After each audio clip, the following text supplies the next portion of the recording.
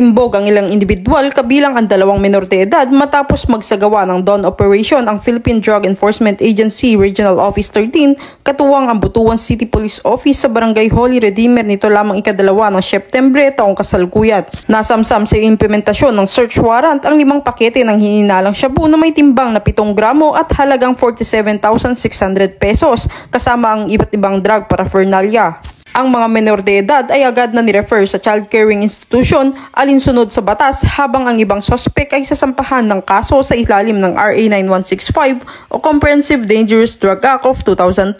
Tiniyak naman ng mga otoridad ang pagpapatuloy ng mahigpit na pagtutulungan ng PNP PDEA 13 laban sa ilegal na droga at nananawagan sa publiko na makisa sa kampanya sa pamamagitan ng pagbibigay ng impormasyon upang tuluyang masugpo ang mga drug network sa Caraga Region. Mula dito sa Police Regional Office 13, ako ang iyong PNN correspondent, Patrolwoman Karen A. Malilin, alagad ng batas, taga-taguyod ng Balitang Pulis.